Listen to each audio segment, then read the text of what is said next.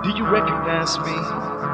Well, it started in the year 2002 and now it's damn 2008, but still, maybe you know me, but you don't know what's in me.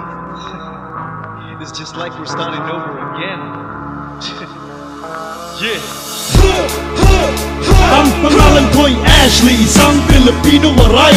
Hinimok lang ambisyon pa magkaroon ng sisay. Ang buhay di parang sugar kaya't natuto ng maging matapang. Tanging Diyos lang ang may alam sa ating kapalaran. Ako'y naging matalino, sinikap kong matuto. Dinahadahan ng hakbang hanggang sa marating ko. Ang hinihintay na kasagutan ko. Bawat sa gabal di naging adlan sa anumang hinais. Pagkat mahal ko ang musika, isa'y sakin ninilayo, pero di ko kayang ibasura. Ligaw ng bahay ang taong di kilala din to. Ito'y nag-iisang kultura, ang paniwala ko'y buo.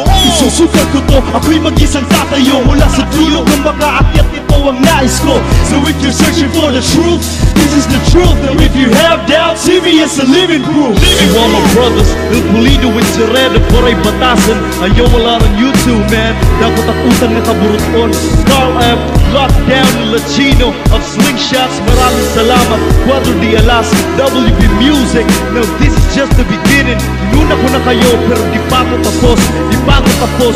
Titignan pala ako kasi alam ko simpleng tao, may simpleng pangarap, may simpleng paniniwala. Bukas pagbangon ko, luluhod ang mga tala. Ako'y magiting, alam ng marami yan. I've been around for almost 7 years in the club. Alam ko na marami na ang dumating na pagbabago. Ngunit nasaan pag si Ashley, muling babangon ako. Muling magsusukatan, muling tatahakin ang landas na nasimulan. Ulit ang babayo sa bawat mga istasyon ng radyo. Itataas ko ang bandera ng kapwa ko Pilipino.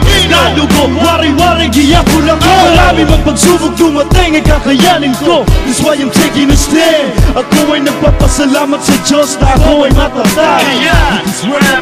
With this rap, I still won't leave it all behind. I'm still breathing. Probably without my music, might as well say to you, my passion is music, man. I love music, I love doing this shit. I wanna share it to my child and tell him, kid, rap isn't all about it. Now being rap artist in the Philippines is not easy. People may take for granted this music and years to consider to theoretical this. But for all the people who stand with me tonight, let's take another flight. Filipino. I'm waiting for my time. Still focused. Ashley, ngayon at kailanman ako'y nandito lang, magbibigay kapahalagahan. Pangangalagaan ang reputasyon na ibinigay at pinagkaloob sa akin ng Diyos. Salamat sa aking mga awitin, salamat din sa pakikinig ng album namin. Salamat sa mga oras na tayo ay magkasama.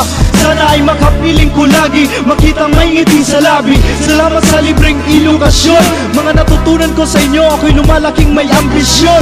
At hanggang sa muli, mulit-muli, Ashley, still the man behind the scene. It's what I'm always trying to figure out on myself. To never end the battle without even fighting. Never feel weak when you're strong. Never say you're wrong when you're right.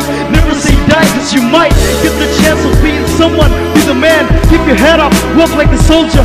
Believe in yourself, dream, though when you dream you gotta dream big. You gotta make a way for your pride so you'll survive. Stay strong, keep learning, keep burning. Make them believe in every little thing that you make. Make them follow. Think every man like I who's involved in music should dream about this too. Every one of us should do. So have you? Can you feel what I'm saying? We're aging, do something. Do you have what it takes like I? Cause I still wouldn't live it